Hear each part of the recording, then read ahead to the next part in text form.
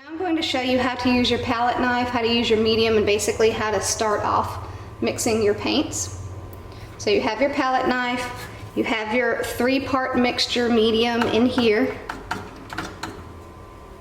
So I'm going to plop down a little bit of that, and then I'm going to add white. And you see how I'm scraping off as much as I can. And then I'm going to use my towel to wipe that clean. See how easy that comes off? Then I'm going to come over here and grab some of my black, and I'm going to mix it in. Now, depending on what stage of the painting you're at, how wet you want it to be versus how much medium you want it to be,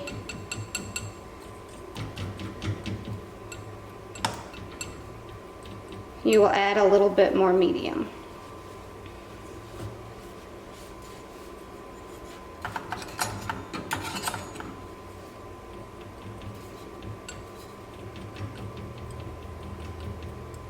See how I am scraping up and then plopping it back down, scraping, until I get the desired color that I'm looking for.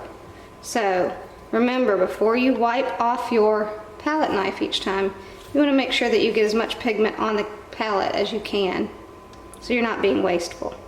I want mine to be a little bit lighter, so I'm going to add some more white.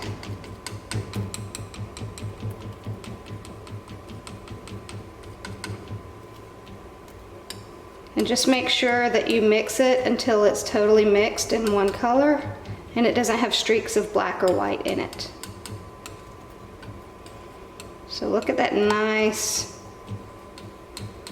gray we've got. Okay, so now I'm going to show you how to clean your palette. This is only if you have a solid palette that's plexi. For the canvas paper, most likely you can put a piece of plastic wrap on top of that if you're trying to save it, and just put a note next to it that says do not move or bother because you're trying to save your paint.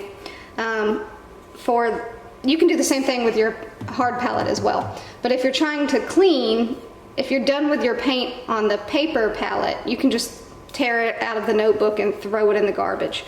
When it comes to your plexi palette though, you're going to need to clean that. And so what you do is you use your Gamsol, and you just want to pour just a tiny bit on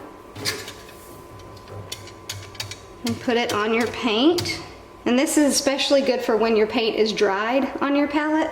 And then you're going to use what is called a palette scraper. You can get these at any hardware store or any art supply store. Basically it's a razor blade, and this guy makes it come out.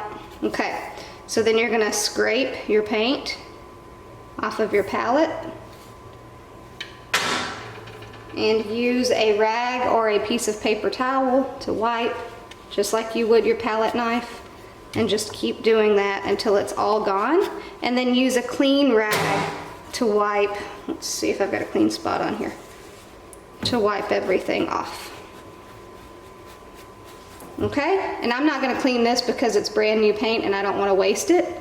And that's the key thing here, is you don't want to waste your paint because paint is expensive. So keep that in mind as you're trying to save paint and as you're thinking about throwing it away. Again, these things are great for scraping off dried oil paint on your hard palette. When paint is on your skin, of course, you just know to use soap and water. If there is, I like to use Fast Orange. You can get it in different sizes. But I like to keep this in my studio right next to my sink.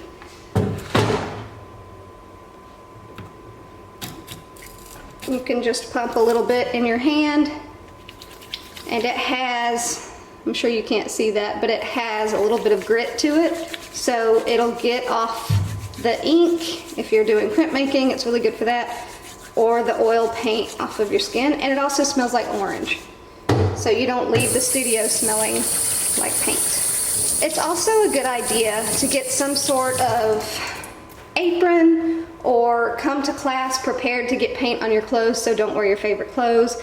Maybe keep an oversized t-shirt that you don't care anything about in the studio so that, or bring it with you back and forth so that you can just throw it on over what you're wearing, and that way you don't have to worry about getting paint on yourself.